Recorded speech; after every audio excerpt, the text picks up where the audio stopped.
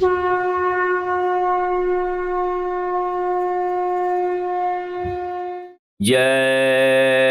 गुरुदेव।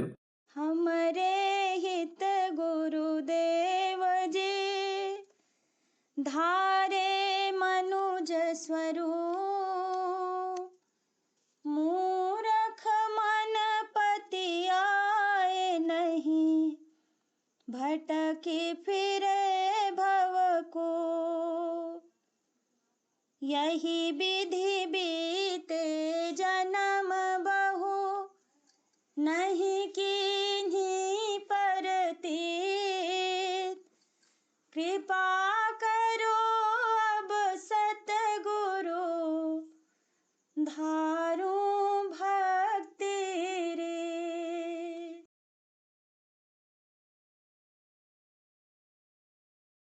मेरे गुरुवर तुम ही दो सहारा, और कोई सहारा नहीं है। मेरे गुरुवर तुम ही दो सहारा, और कोई सहारा नहीं है। अपना कह कर जिसे मैं बुलाऊं, ऐसा कोई हमारा नहीं है। अपना कह कर जिसे मैं बुलाऊं, ऐसा कोई हमारा नहीं है। नाव बोझिल मेरी है गुरुवर, कोई किस्ती खेवैया नहीं है। नाव बोझिल मेरी है गुरुवर, कोई किस्ती खेवैया नहीं है। नाव मझधार में है हमारी, कोई किस्ती खेवैया नहीं है। नाव मझधार में है हमारी, कोई किस्ती खेवैया नहीं है। मैं किधर जाऊं अब नाथ मेरे, कोई दिखता किनारा नहीं है। मैं किधर जाऊं अब नाथ मेरे, कोई दिखता किनारा नहीं है। तेरे दरबार का हूँ मैं मुजरिम, मैं हूँ पापी, मेरा पाप हर लो। तेरे दरबार का हूँ मैं मुजरिम, मैं हूँ पापी, मेरा पाप हर लो। और किसकी करूँ आस गुरुवर, कहीं मेरा गुजारा नहीं है। और किसकी करूँ आस गुरुवर, कहीं मेरा गुजारा नहीं है। और किसकी करूँ आस मालिक, कहीं मेरा गुजारा नहीं है।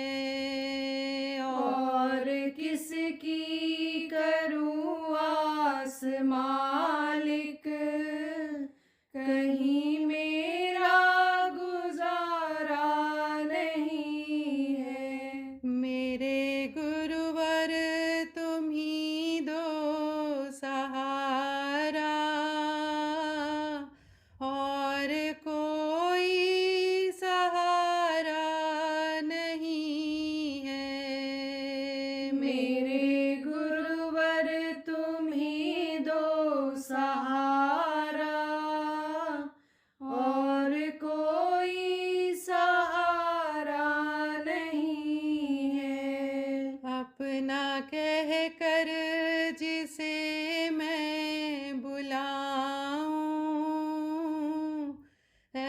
ऐसा कोई हमारा नहीं है, अपना कह कर जिसे मैं बुलाऊं, ऐसा कोई हमारा नहीं है।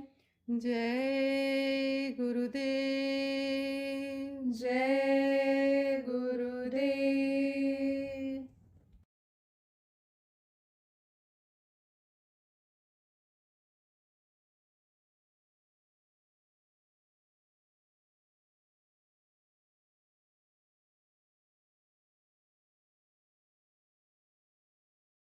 वसीला लक्ष्य खिला उस देश से लेकर के गुरु के पास जब जाया जाता है, गुरु के आदेश का पालन किया जाता है, तो चार पदार्थ का चलता के अर्थ धर्म काम और मोक्ष, जिसके लिए दिन रात दौड़ते रहते हो, चक्कर लगाते रहते हो, इसी शरीर के सुख के लिए पूरा भला काम सबका डालते हो, इसको करने की जरूरत नहीं पड़ेगी।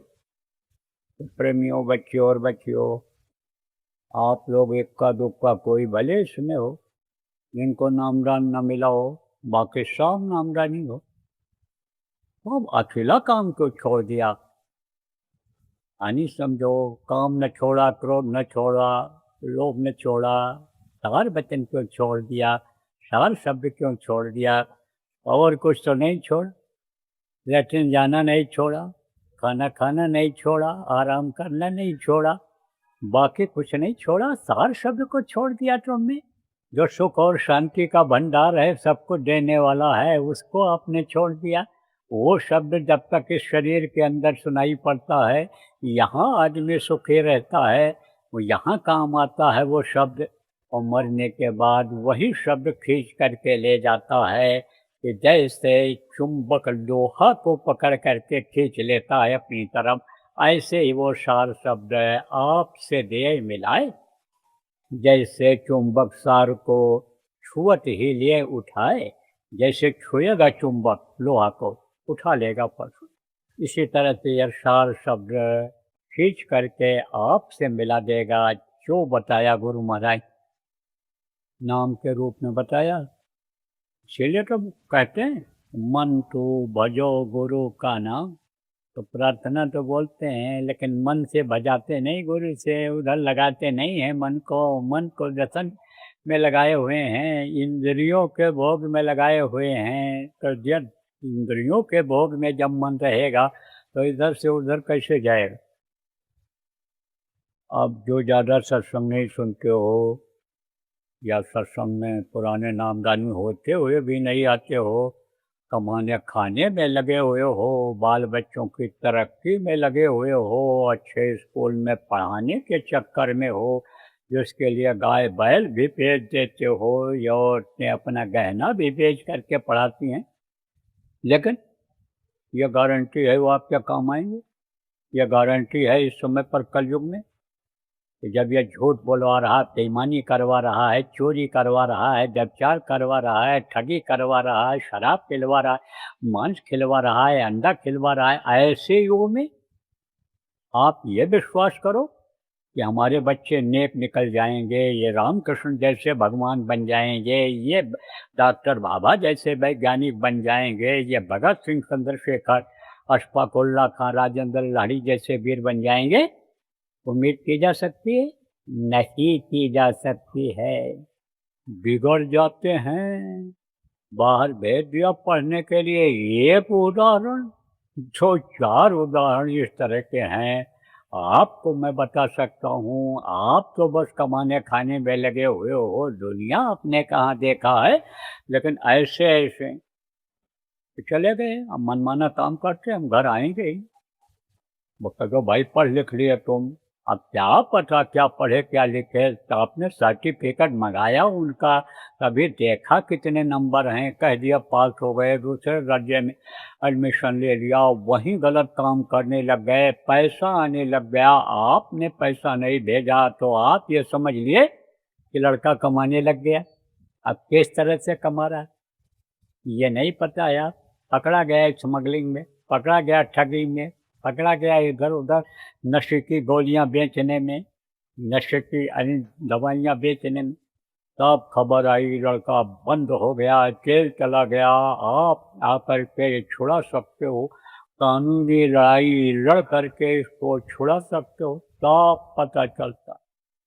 अब मान लो लड़का लड़की आई आ भी गए छुट्टी में, चले आओ भैया चले आओ, माँ बोलती है बहुत देखने की इच्छा हो रही है, चले आओ तो आए। अब तो आप शादी ब्याह कर लो, पर निकले गए कमाने लगे, तो खर्च तो कर देता है जो पैसा लाता है, दिखा देता है कमाई हो रही है। तब कहोगे कमाई तो हो रही है। बाबा जो उमाकांत कहते रहते हैं कि पहले पढ़ाई और फिर कमाई, और कमाई के बाद फिर सगाई। तो अब सगाई करने का मौका है, तुम सगाई कर लो भैया, शादी कर लो बच्ची, अब तो शादी कर लो, तुम पढ़ लिखने गई अब क्या पढ़ो। तो कहते हमको नहीं करना, हम जज बन जाएंगे तब करेंगे, हम कलेक्टर बन जाएंगे तब करेंगे, हम इंजीनियर डॉक्टर बन जाए।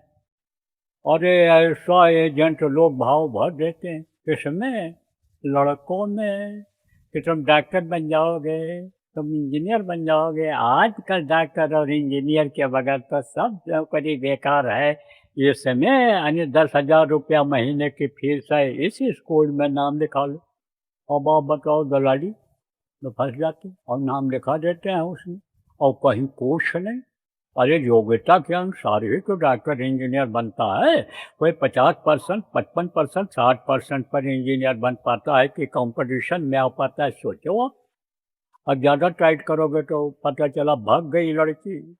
अब खबर आती है, फ़ोन करते हैं, लड़की भाग गई, क्या करें, अब हम क्या बतावें जब सुनते नहीं हो। सत्संग बार बार कहा जाता, बच्चियों को सत्संग दिलाओ, सुनवाओ, नाम दिलाओ, उनको भजन कराओ, तो न तुम करते हो न वो करते हैं, बस कमाने में लगे हुए हो। तो अब तुम जानो, हम क्या जाने। तो भैया ये बात समझो कि जिस काम में आप लोग लगे हुए हो, कोई गारंटी नहीं है कि इसमें सफल हो जाओगे। और बुढ़ापे में जिन बच्चों को आपने यानी समझो पाला पोसा है, उनसे उम्मीद करो कि ये 2 रोटी बुढ़ापे में लड़के कमा करके लाएंगे खिलाएंगे, ये उम्मीद आपकी पूरी ही हो जाए, नहीं हो सकती है। और आपके पास जो प्रॉपर्टी है, सोचे होगे लड़का कमाने लगेगा और जमीन जायदाद बढ़ा लेंगे, घर और बना लेंगे, आमदनी होने लगेगी। वही लड़का जब कहीं फंस जाए, तब उसी को बेच करके मुकदमा लड़के जेल से छुड़ाना पड़े, फांसी से उतरवाना पड़ेगा अच्छी खासी फीस दे करके वकील को। तो आप समझो उसकी कोई गारंटी नहीं है। लेकिन ये काम अगर आप करोगे, भजन ध्यान सुमिरन का काम करोगे आप, तो समझो इसमें हर तरह से सुख और शांति की गारंटी रहेगी। लेकिन कब लग करके करोगे तब, और लग करके करोगे तब यानी कुछ शक्ति आएगी आपके अंदर में, कुछ धार उतरेगी ऊपर की, तब गारंटी होगी। बहुत से लोगों को साधना शिविर लगवाई गई और उसमें लाभ मिला, बच्चियों को बहुत लाभ मिला। बच्चियों समझ लो, चिट्ठियाँ लोगों ने लिख लिख करके दी, बहुत चिट्ठी हमारे पास आई, और अनुभूति बहुत हुई। लोगों ने मोटी मोटी डायरियाँ लिख करके रखी हैं। आप पे समझो वक्त आएगा जब, तब आपको पता चलेगा कि हाँ भाई लाभ हुआ था, फायदा हुआ था, वो चीज़ें देखी गई थी जिनको हम इन बाहरी आँखों से नहीं देख सकते हैं, उन चीज़ों को हम नहीं सुन सकते हैं इन कानों से, जो अंदर वाले कान से तीसरे कान से सुना था, तब विश्वास होगा, तब आपको। लेकिन तब तक समय निकल जाए, मान लो जिंदा भी हो लेकिन बुढ़ापा आ गई, और वो डायरी आपने 10 आदमियों की पढ़ ली, तो आपके अंदर से इच्छा पैदा हो जाएगी। लेकिन बुढ़ापे में क्या हो पाएगा, बुढ़ापे में तो दैव दैव आलसी पुकारा। भगवान को ही याद करोगे, गुरु को ही याद करोगे, कर नहीं कुछ पाओगे, करोगे नहीं तो क्या पाओगे, जब कर नहीं पाओगे तो क्या पाओगे अंतर की दौलत, कैसे ये कर्म कटेंगे, कैसे ये बंधन से छुटकारा पाओगे, इस पर विचार करो आप। देखो प्रेमी, ऐसे तो सत्संग सुनने के बाद लोग भाव में आ जाते हैं, पहले जो सत्संग में आते हैं कि चाहे न बैठें, लेकिन सत्संग सुना दिया जाए तो इच्छा हो जाती है, जब समझ जाते हैं कि भाई असलिया काम यही है, बाकी यह दुनिया का काम जब सब निकला है, असली चीज़ यह है, तब बैठते हैं। 1 घंटा बैठा दो आधा में, लेकिन और सब काम जो उसकी आदत बनी हुई उसको तो रोज करते हो और इसको नहीं कर पाते हो। कारण क्या है? उस चीज़ की आदत बन गई है कि सुबह उठ कर के लेट्रिन जाओ, नहाओ धो, नाश्ता पानी करो, खाना पीना खाओ, खेत में चले जाओ, काम करो खेतों में, मेहनत मजदूरी के लिए चले जाओ, मजदूरी करो, मेहनत करो, नौकरी करो। वो याद हो गया है, दिन भी याद रहता है। आज कौन दिन है? दिन भी बराबर याद रहता है, इतवार याद आता रहता है, छुट्टी का दिन रहेगा, दफ्तर बंद रहेगा, नहीं जाना रहेगा, बच्चों के बीच में रहेंगे, खेलेंगे बच्चों के साथ, घुमाएंगे इनको, ले जाएंगे, चाट चपाट खिलाएं। चाट चपाट खिलाने वाले बच्चे, बच्चों पर इतना प्रेम करने वाले ही बच्चे बिगड़ते, यदि जान लो आप। शुद्ध भोजन बना करके अगर खिलाओ बच्चों को छुट्टी के दिन, खुद भी खाओ, उनको भी खिलाओ, वो जब खाएंगे, मेहनत ईमानदारी की कमाई खाएंगे, तो बच्चे अच्छे निकल जाएंगे। भजन करोगे, देखा देखी भजन करेंगे घर में, तो प्रेमियों वो काम तो याद रहता, मैं आपको बता रहा, लेकिन ये सबको भूल जाते हो, भजन सिमरन को भूल जाते हो। तो यह भी आपको बताया गया कि जिस जीव को संत पकड़ते हैं उसको छोड़ते नहीं हैं, बराबर उसको सुनवाते रहते हैं, याद दिलाते रहते हैं, कराते रहते। अब कहोगे गुरु महाराज थे तो हमको बुलाते थे, जो गुरु महाराज के नामदानी हूँ। कहोगे गुरु महाराज जब थे हमको बुलाते थे और हमको भजन कराते थे, साधना कराते थे, साधना शिविर में बुलाते थे, सेवा भी कराते थे। अब तो गुरु महाराज रहे, अब हम किसके पास जाएं और किसकी बात माने? तो देखो कहा गया है कि मंत्र मूलम गुरु वाक्यम और मोक्ष मूलम गुरु कृपा, ध्यान मूलम गुरु मूर्ति, पूजा मूलम गुरु पदम, मंत्र मूलम गुरु वाक्यम और मोक्ष मूलम गुरु कृपा। अब समझा दें आप, कहा गया अभी गुरु की पूजा में सबकी पूजा है और गुरु समान कोई देव न दूजा। अब ये जो संत मत की पूजा है, ये ऐसे पूजा नहीं है सब पैर धोने लग जाएं, चरणामृत लेने लग जाएं, सब आरती करने लग जाएं। ये संत मत की न आरती है न संत मत की पूजा है। गुरु महाराज के पास रहने का बहुत मौका मिला, 4000 साल रखा उन्होंने गुरु महाराज ने अपने पास, तो बहुत सारी बातें बताते थे गुरु महाराज खाली टाइम। तो एक बार अन्य समझो कि गुरु महाराज के गुरु उनके बड़े भाई ही थे और ये कहीं घर में रहते थे। तो जो उनके शिष्य थे या दादा गुरु के जो शिष्य थे, उन लोगों से आरती वारती नहीं कराते थे, लेकिन राजी किया उनको कि हम लोग आपकी आरती करना चाहते हैं। जब सब घेर लिए तो भक्तों की बात को मानना पड़ता है, मान गए, चलो कर लो। अब जैसे आरती आप लोग मंदिरों में करते हो, बहुत से लोग करते हैं, आप भी कुछ लोग भटक गए हो, अब भी वहाँ जाते हो, और रात आएगी तो ये चल देंगे भी, ये जो बैठी है ना नामदानी, माला भी डोला लेती हैं, लेकिन ऐसे पड़ोसिन का साथ करती हैं कि जो नामदान के बारे में जानती नहीं है, इसका कोई रस नहीं मिला, गुरु उसने किया भी नहीं कि गुरु जाने कि गुरु को का क्या महत्व होता है, गुरु क्या देते हैं, क्या करवाते हैं, उसको मालूम हो तो उसका साथ कर लेंगे। तो कहेगी चलो देवी का पूजा करने चलो, हम चल रहे हैं, तुम भी चलो, बस ये वहाँ भी चले जाते। तीर्थों में भी ऐसे देखा देखी लोग चले जाते, लेकिन वहाँ क्या मिलता है? कहे तीर्थ गए 4 जना और चित्त चंचल मन चोर, और ये पोपर छोटे नहीं, लाद लिए 10 ओवर। ये मन ही तो सब कराता है, मन ही सब कराता है। मन की डोर किसके हाथ में है? माया के हाथ में। और इनके जो 3 पुत्र हैं, देवता प्रमुख रूप से माने गए, इनका क्या काम है? इनका काम है जीवों को फंसाना, जीवों को कर्म के बंधन में बांधे रहना। अच्छा कर्म, शुभ कर्म एक होता है, और एक होता है यानी अशुभ कर्म, बुरा कर्म।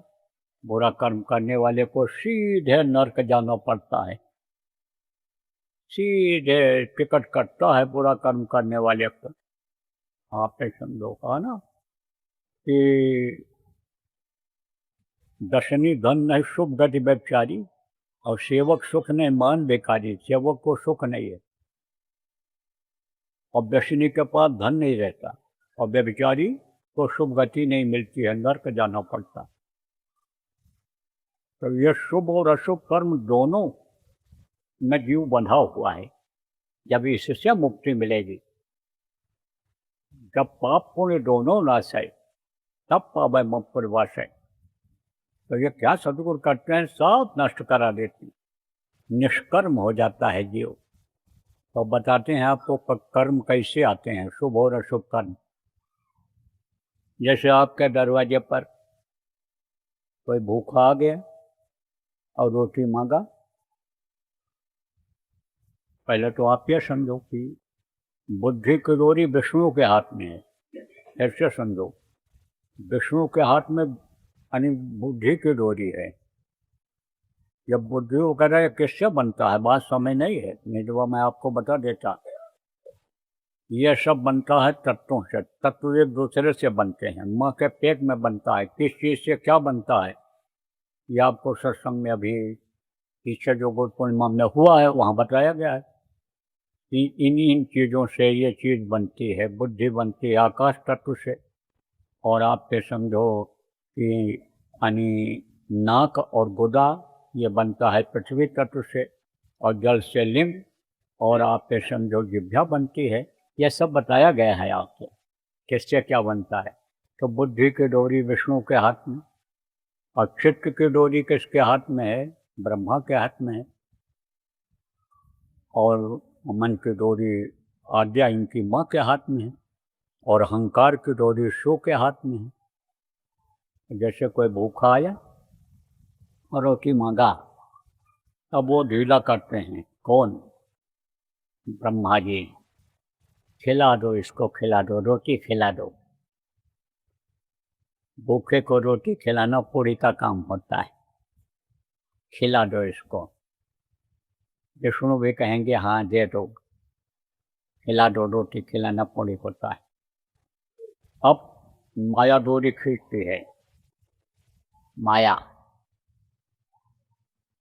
तब चित्त चिंतन करने लगता है, बुद्धि काम करने लग जाती है। विष्णु जब खींचते हैं कि खिला दो, दे दो, तो बुद्धि यानी जो अनिश्चितता में होती है दे देती है। ऐसे वो तर्क वितर्क माया कराती है कि दे दें कि न दें, कम हो जाएगा हमारे पास, बच्चे क्या खाएंगे, दे देंगे तो हमारी इच्छा ज़्यादा हो गई, हमारे परिवार वालों की इच्छा अगर ज़्यादा है खाने की, जितना खाते हैं उससे ज़्यादा, तो कम हो जाए। तब विष्णु कहेंगे अरे दे दो, कोई कमी नहीं होगी तुमको। कहने वाले का बड़ा लंबा हाथ है। कौन कहेगा? वो शिव जी। और कहेंगे दे दो तुम, तुम्हारे पास कोई कमी है, तो अहंकार आ जाएगा कि कोई कमी नहीं, जाओ खिलाओ। क्या बन गया? पूरी बन गया, पूरी बन गया। पूरी का भोग करना पड़ेगा। किसी के घर आप चले गए, माल रखा हुआ है, बस ब्रह्मा डोरी ढीली करेंगे। ढीली करेंगे तो ऐसे सोचने लग जाओ, चिंतन करने लग जाओ, लाओ उठा ले, माल है बढ़िया, ले चलें। विष्णु कहेंगे ले लो, कोई बात नहीं, उठा लो, ले लो। फिर माया खींचेगी। नहीं, बुद्धि क्या करेगी? समझो कि भाई उठा लेंगे तो इसका अच्छा बुरा का हमारे ऊपर असर आएगा। चोरी पकड़ी गई तो हम पकड़े जाएंगे, मार पड़ेगी, देना पड़ेगा। ये माल जो उठा रहे हैं, इसका सोना उठा रहे हैं, वो देना पड़ेगा। तब वो खींचती है कि सोचो विचारो, देना चाहिए कि नहीं देना चाहिए, वो ढीली करती है वहाँ पर। आप पे समझो माया। फिर उसके बाद अहंकार आ जाता है, क्या होगा, कुछ नहीं होगा। सब उठा लिए जाते हैं, माल तो हड़प कर लिया, सरकारी पैसा खा गए, बैंक का खा गए, ये हो गया, वो हो गया, उधर उधर, किसी का कुछ नहीं हुआ, सब छूट के चले जाते हैं, सेटिंग करके चले जाते हैं, जिस तरह सेटिंग करके चले जाते हैं। तब ऐसे कहता है ले लो उठा, बस चोरी कर लिया तो पाप कर्म में बन गए, चोरी कर लिया तो पाप कर्म में बन गए। तो मैं आपको बता रहा था प्रेमियों, बच्चों कि दादा गुरु के गुरु जी स्वीकार कर ली। अब गए लोग, दो पास और सब जो जैसे होता है बाहरी चीज़ें उन्होंने किया। जब सब लोग कर लिए, साथ चले गए, गुरु महाराज गए, तब उन्होंने देखते ही कहा, तुम कहाँ थे अभी तक, कहाँ थे, तुम इतना देर क्यों कर दिया, चलो हट जाओ। और अब इनका कलेजा तो कांप गया डर के मारे कि दुआ आशीर्वाद लेने आए थे, सोच रहे कि हम कैसे करें, ये तो आज की दुनियादारी की है नहीं, इस तरह से तो हमको करना नहीं चाहिए, यही तो हम जानने के लिए आए थे। तो वो तो हमको ये डांट के भगा दिए, बताए नहीं, पूछता तो कुछ उसका उत्तर नहीं मिल पाया, यही सब सोचते रहे। लेकिन कहते हैं ना, जब दबाव बनता है, डांट पड़ती है जब, तब आदमी जिस काम के लिए डांट पड़ती है वो काम करने लग जाता है। तो गए उस दिन रात में बैठे, अरे सुबह जब उठे तो माला माल हो करके उठे। कहाँ से माला माल, वो धन जो रुपया पैसा से नहीं खरीदा जा सकता है, जिसको आध्यात्मिक दौलत कहते हैं, जो यहाँ भी काम आता है जब तक रहो, मरने के बाद भी वो धन यही भजन तेरे संग चलेगा, पावेगा आराम। ये जो भजन का धन होता है ये वहाँ भी काम आता है। हम माला माल होकर के निकले, तब उनके समझ में आ गया ये बाहरी का कुछ, बाहरी कुछ नहीं। तो कहते हैं पूजा पाठ और इन सब से कुछ नहीं मिलता है, तीर्थों में जाते हैं, तीर्थों में जाती हो बच्चियों, वहाँ जाती हो नहाने और ये सब, वहाँ और मन खराब हो जाता है, बुद्धि खराब हो जाती है। जवान जवान लड़कियाँ जो अभी तक नहीं बिगड़ी, पड़ जाती हैं गुंडों के चक्कर में, जो बड़े आदमियों का पोज बनाए रहते हैं उनके चक्कर में पड़ जाती हैं, व्यसन में फंस जाती हैं, लड़के ऐसे ही फंस जाते हैं।